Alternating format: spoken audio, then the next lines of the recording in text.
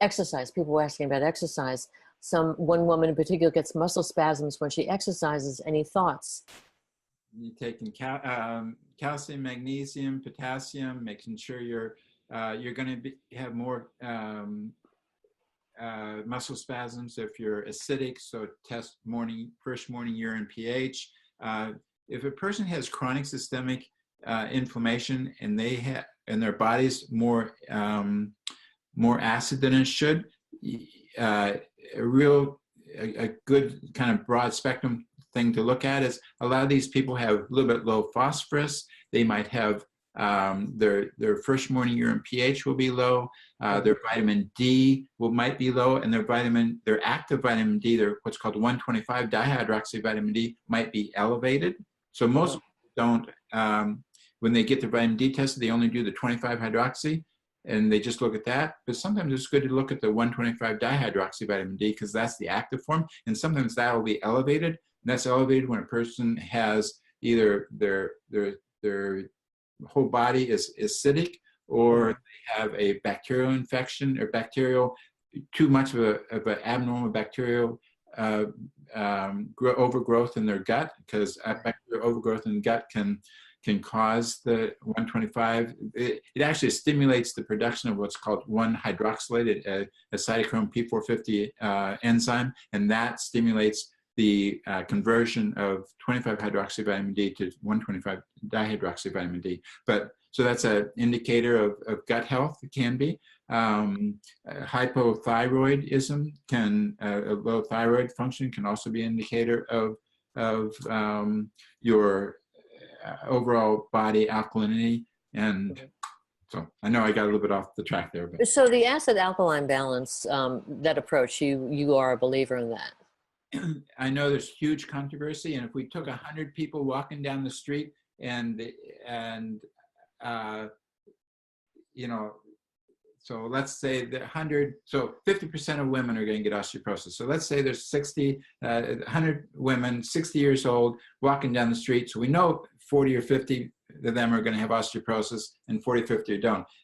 Would those people, would all those women who had the osteoporosis have first morning urine pH of 5.5? No, they wouldn't. So no, it's not going to translate exactly, but yes,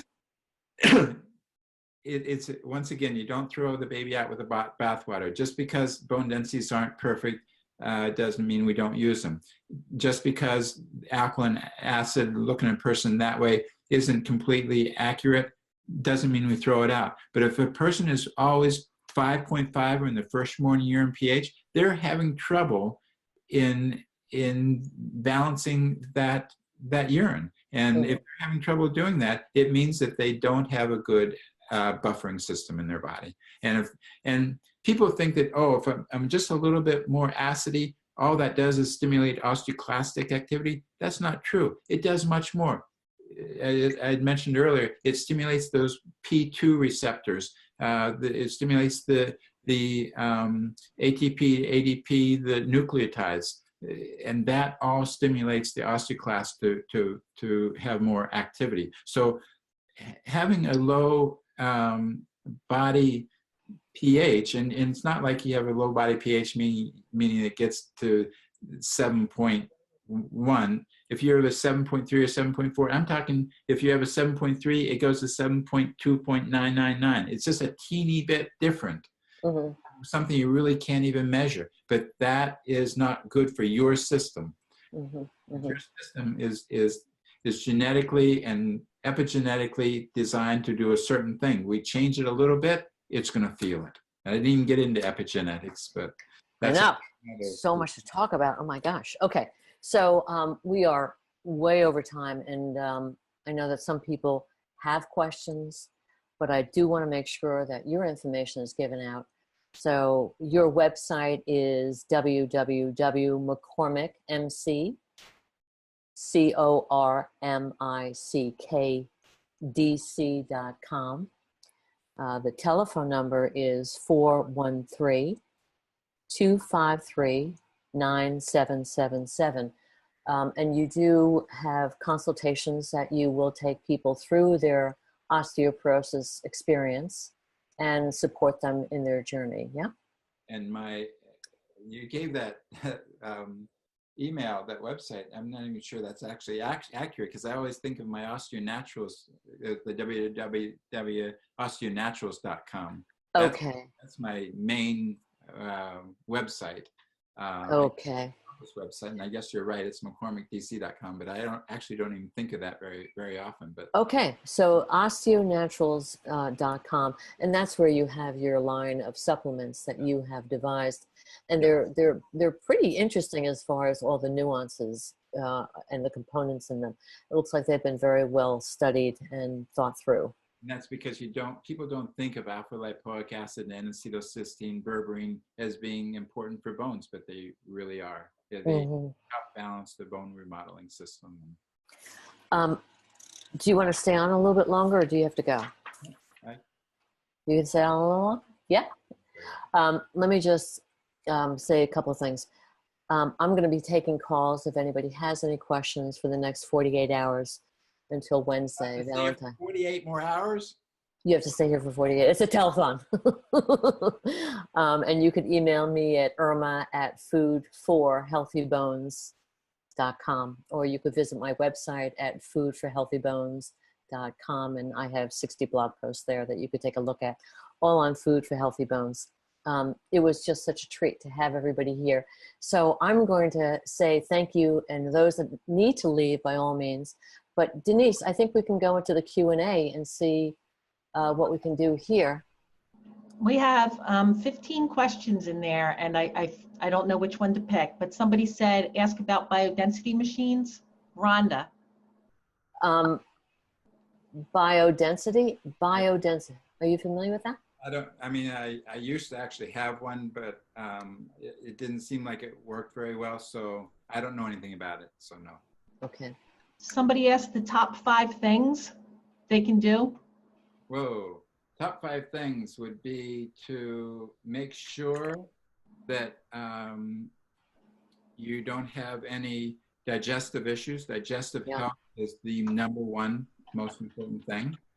So what that looks like is, after you eat, if you have belching, or if you have flatulence, or bloating, constipation, any of that stuff. Right. That's digestive issues, right? Bad breath is a really important one too. That might just be a mouth issue, but almost always when a person has a mouth issue, they have a gut issue. Okay. So that would be my #1. Okay. Boy, it's hard to, 5 things. That's actually, I'm not going to say this in order at all, but #1 is the gut. #2, make sure we have vitamin D, calcium, trace minerals. K. Irma, you probably know this. K. How about K? Right. We need vitamin K in there. Can I just why K is important? No, just that we need vitamin K in there in the form of K1 and K2, right? Yes, but K2 in the form of MK7. Were you I was just going to say why K is important. Okay, go ahead. I don't have to. No, you should. Yeah. K, people don't know why vitamin K is important. And the osteoblasts secrete a chemical called osteocalcin, and osteocalcin must be carboxylated, it must be activated by vitamin K. And activated osteocalcin does 2 things. It's the nucleator for the hydroxyapatite crystal. In other words, if we have an oyster, it needs to have a grain of sand in it to make a pearl. Thank you for bringing that down to our level. Okay. Same thing with a bone crystal. You need to have a nucleator. You need to have something for that hydroxyapatite crystal to form around. Osteocalcin is the thing that it does. But that osteocalcin has to be carboxylated first by that before it can be a nucleator. The second thing it does is, bone is like plywood. You have a layer of bone, you have glue, you have a layer of wood, glue, you have another layer of glue, wood, and it's all sandwiched together. Well, the activated osteocalcin glues the different layers of bone together.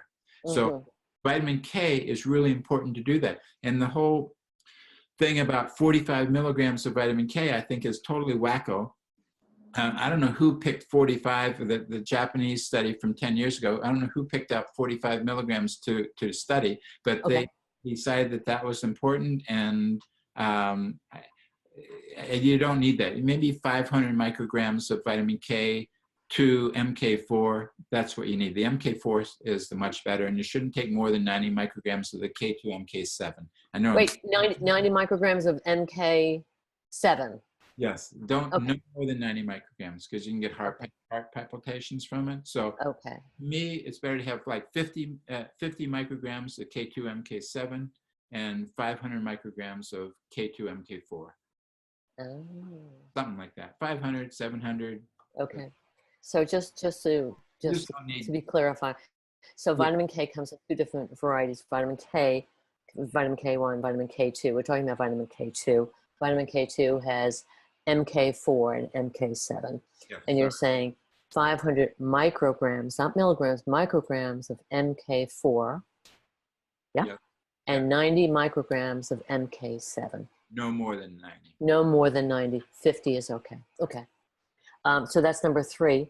And how about exercise is number 4?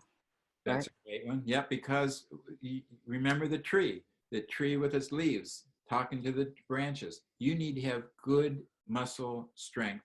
Talk to the bones. Muscles release a hormone called a signaling chemical called myokines, and every time you work your muscles, myokines are released, and they signal the bones to get stronger. So exercise, when you get older, isn't to necessarily make new bone. Exercise is to make yourself more agile, make yourself more flexible and strong. So if you do fall, one reason why people fracture is because they fall. So if you're better able to catch yourself and more flexible and stuff so you don't fall, and that's where exercise comes in. So that's why I'm not sure that the weight vest is the way to go, because that's the premise that, a 60-year-old woman is going to wear weight vest and she's going to build more bone density. I'm not sure that's true. Are you going to help maintain that bone density with exercise? Yes. Are you going to be more flexible and strong and stuff? Yes. But are you actually going to build bone? I doubt it. Okay. So just from an exercise point of view, we're talking about walking, running. We're talking about light weights. Light weights. Yeah. And Pilates. Pilates is great. I think yoga is great. Can I interrupt with a question about yoga? Okay. What about yoga, and what about the talk of folding forward, rounding the spine? Yeah, that you got to be really careful with that. Anytime you're going to bend forward with yoga or deadlifts or anything like that, it's a huge risk. Especially with osteoporosis of the spine. Thank you. Darn it, I love yoga. Sorry. I know, Denise. I know you were going to ask that question. What foods do you recommend daily to help reverse bone loss? Is a question that's coming from the group. You know, I look at food from the point of view is that, first of all, you want to diversify your portfolio. Typically, my clients say to me that they've eaten the same thing, or they eat the same thing day in, day out for 20 years. And to change it up within the seasons, to eat within the seasons. So what foods do you recommend? I mean, I have this whole list of calcium-rich food, but it's not only calcium, it's magnesium, it's vitamin K2 and Gouda cheese, if in fact you eat dairy. It is taking almonds and the whole the nut seed category, and never mind the green leafy vegetables, but the variety of green leafy vegetables. And now the way the farmers markets and even the grocery stores are putting together these packages of smaller green leafy vegetables, the kale, the collards, the baby kale. Those are great things to have in a salad or in a smoothie as far as a variety. I am all for full fat yogurt. I was wondering, Dr. McCormick, do you have an opinion on yogurt? Can I go back to the veggies for 1 second? Yes. My new thing that I now, I have this beautiful acquaintance from Japan, and she is like, I think she's trying to eat like 100 different things every week or something like that. It's like That's for variety. I think that is a really good idea. Yeah. My new thing is broccoli sprouts, because of sulforaphane, and that is a methylation adaptogen. So we didn't get into epigenetics, but the epigenetics of bone health is really important. So methylation is a way to turn on and turn off genes that are really important for the DNA of the genes for making and bones for the osteoblastic activity. And if you have too much methylation or not enough methylation going on, that can really impact the epigenetics of bone health and bone formation. And sulforaphane is really high in cruciferous vegetables, and such as broccoli sprouts. It's actually better than broccoli itself for sulforaphane, and it's a great methyl adaptogen. And the whole cruciferous vegetable conversation is a very, very big one. Cabbage and never mind fermented, all sorts of fermented foods, whether or not it's kimchi or sauerkraut or fermented vegetables. But the cruciferous vegetables are mind-boggling. They're like, they open up the receptors and let all the cook out. They do. Everybody should have one or two a day, for sure. Yes, yes. Denise, anything else? Have you? Plenty more. So. Okay. There was one. What test do you take to know what your osteoblasts level is at? Osteocalcin, and I used to get osteocalcin all the time. So osteocalcin is that thing that they said was activated by the vitamin K, and that's the nucleator that's released by the osteoblast for the hydroxyapatite crystal. We don't know. Let's say we get osteocalcin and it comes back at 30. Well, we don't know though if that's how that's really relating to the breakdown of the bone. So from the bone resorption marker. So is that level of osteocalcin that we have, is that showing an increase in bone remodeling, or is that showing, so if it's a 30, do we have an overall increase in bone remodeling and so we're breaking down too much bone? Or if it's a 20, do we just have a decrease in osteoblastic activity? And if our bone resorption marker is really low, then that means it's a low bone turnover issue. Well, and that's kind of hard to explain. So it's a hard game to play when you're looking at osteocalcin. It's just better and easier and less expensive to just use the bone resorption markers, NTX, CTX, because when you get the osteocalcin, it sometimes is confusing because, like I said before, you don't know if it's because of a low whole bone remodeling system, or if the osteoblasts are low themselves, or if the whole bone remodeling system is jacked up and out of control. There's only a 10-point difference between really what you only see is that 20 or 30. It's not the huge span of 100 points that you might see in a bone resorption marker. So it's really hard to make decisions on osteocalcin. So I used to get it all the time. I tried to figure it out. I failed. I'm not sure anybody really understands how to use it really well. So. Okay. I have a question here that seems very, Fulvic, F-U-L-V-I-C, INHC minerals for trace minerals. Do you know what I'm talking about? Okay. Okay.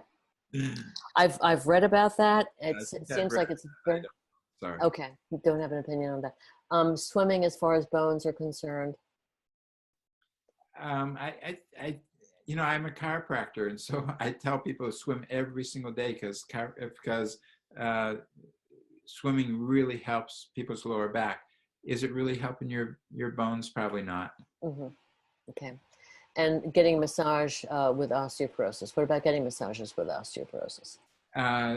My only concern about that is, I adjust people with osteoporosis. So, and I, knock on wood, never broken anybody's bones, and I adjust people all the time with osteoporosis. So it's the reason why it's, okay, going to massage, I get nervous because some massage therapists don't know that if they press down on the ribs, they're going to break. Right. So when I adjust people's spine, I really make sure I'm not on their ribs, because you will break a really osteoporotic person's ribs if you press down on their back and onto their ribs. But if you stay off their ribs, you can press down on their spine and do a chiropractic manipulation and not hurt them. And the reason why is because you're not axially compressing them. You are coming from what's called P-A, from posterior to anterior. You're not coming down this way. You're coming down. If the spine is this way, Mm-hmm. you're coming down. Hang on one sec. Oh no, he's gone. I'm back. I think he's getting his spine. You got it. Okay, here's the spine. So everybody can see the spine. I don't know. Yeah. Yeah, hold it up. Yeah. The real spine, by the way. So if you load a spine that way, you get a compression fracture. If you push down on this way, you're not axially compressing it. You're not going to get a compression fracture that way. Okay. All right. You've done. One last question. Antidepressants, are they really contraindicated for bone loss? Big time, yes. Okay. SSRIs are really destructive to bone, unfortunately. Yeah. There's a lot of drugs. There's so many drugs that are destructive to bone. Yeah. Armor therapy medicine. You okay with that? I think armor is the way to go for sure.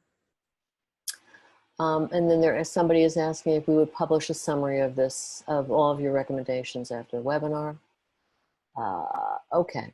So how do you feel about Evista or ultra low dose estrogen? I like ultra low dose estrogen. I don't like Evista. I don't like any of those estrogen, what do they call it? They don't. The chances of thrombophlebitis, thrombosis, and increased hot flashes, and all the things that they do, for the minimal amount of bone improvement that they give, I just don't think they're worth it. I'd much rather have a person on a bisphosphonate.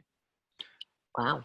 And estrogen is great for a while, but never start low dose estrogen after 7 years past menopause. So if you get menopause, if you go through menopause at 50, don't even think about it at 56 or 57. If you're 53, sure, doing low dose, ultra low dose estrogen is really important. But get a baseline estradiol first. If you're 5 picograms per ml, which is really low, going on estrogen is probably a good idea. If you're 15 picograms per ml, it means that your adrenals and your fat that you have within you is producing enough estrogen. You shouldn't be on estrogen. Okay. Okay. Prolia. Bad drug. Bad drug? Yeah. Like Prolia, bad drug. Like. Okay. The problem with Prolia is it's a RANKL inhibitor, and I've always talked about RANKL as a receptor activated for nuclear factor kappa B. That is what stimulates the osteoclast. And so Prolia is a RANKL inhibitor, and it bisphosphonates, once you put them into your body, they lace the bones, and they're kind of there all the time. They over time, they come out just like lead. over time it comes out, but it takes a long time for the bisphosphonates in bones to come out. And all during that time, the bisphosphonate stays in the bone, even though you're not taking that orally or having an infusion anymore. It's there making those osteoclasts a little bit sick. It's making them a little bit less capable of breaking down bone over time. 10 years after you're done taking a bisphosphonate, it's all gone. But for 5 years, 6 years, it's still working in there a little bit. So there's no rebound effect. Mm-hmm. In Prolia, once you stop using Prolia, it's, like I said, it's an antibody against rankle. What happens is, once you stop using it, the body says, oh my God, that antibody is not here anymore. I'm going to produce way more rankle. So the rankle levels go up, osteoclastic activity goes up, and within a year or so after you stop doing the Prolia, your bone density does not only just come back down to where it was before you started taking it, but it actually is worse than when you first started taking it. So there's a rebound effect. And thankfully, most medical doctors who are prescribing it are now understanding that. And so they'll prescribe Prolia for 1 year or 2 years, and then back it up with a bisphosphonate for 1 year. If you do that, then I'm not against it. But I would just use it for 1 year, because Prolia does seem to increase more density a little bit more than a bisphosphonate. But remember, does it really decrease fracture risk more? Mm-hmm. Bone density does not equate to bone strength. So we don't really quite know that. So is that increase in more bone density that the Prolia does it relate to less fracture risk? Maybe so. So if you want to go 1 year Prolia and 1 year bisphosphonate, that's okay with me. Okay. And last question is Forteo. I love Forteo. Love Forteo? Forteo got me out of fracturing. Okay. There's not a huge risk to it. The thing you need to know about Forteo is that, so if a person's really breaking a lot and they have really low bone density, we need to get them out of this hole fast. We don't want any more fractures to happen. For the first 3 or 4 months, you're actually at bigger risk, more risk for fracture once you start Forteo, because what's Forteo doing? It's a recombinant DNA parathyroid hormone that you inject daily. It stimulates the whole bone remodeling system. It stimulates the osteoblast and the osteoclasts. And so when you put that in your system, the whole bone remodeling system goes up. So the first 3 months, you're a little bit more at risk for fracture. But then after that, we're actually making bone tissue. It's the only drug out there that actually makes more bone tissue. All the other drugs just sprinkle a little bit of calcium into the tissue that you have, making them more dense. But it doesn't improve the the quality of that bone. It doesn't increase the actual amount of bone tissue. It just makes it harder. But Forteo does make more bone tissue. And so the first year of taking Forteo, you probably might gain 8 to 10% of bone tissue. Huge amount. It has really gotten a person out of a hole. It's taken that person from a negative 4.5 down to negative 3.8. It's amazing. Then after that, the next 6 months, okay, so the first year we gained 8 or 10%. The second year, we only gain 2 or 3%. It really, your body's saying, okay, I know you've been tricking me all this time. I'm not going to play this game anymore. So in the last 6 months, it really doesn't increase bone density very much, maybe 1%, 2% max the last 6 months. So even if you're only do it for 18 months, because you're afraid of it or something, you've heard there's a black box warning on it for 2 years max, because it caused osteonecrosis, osteosarcomas in rats. If you're a little afraid of it, which there isn't any reason to be afraid of it, they really trounced these poor rats with Forteo and caused the osteosarcomas. There's been maybe 1, 2, 3 instances of osteosarcoma in people where we don't even know about that. But so it's a very safe drug, and you must back it up with 9 months to a year of a bisphosphonate, because Forteo ramps up the osteoclasts and the blasts. Once you stop the Forteo, the osteoblastic activity stops, but the osteoclastic activity keeps going on. It's like you riled up a hornet's nest and now we have a lot of osteoclastic activity. They have to be brought down by bisphosphonate.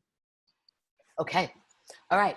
So we're going to bring the call to a close. Thank you so much for your time and this incredible education. So you want me to direct people to Osteo Naturals, OSTEO Naturals, NATURALS.com. Yeah.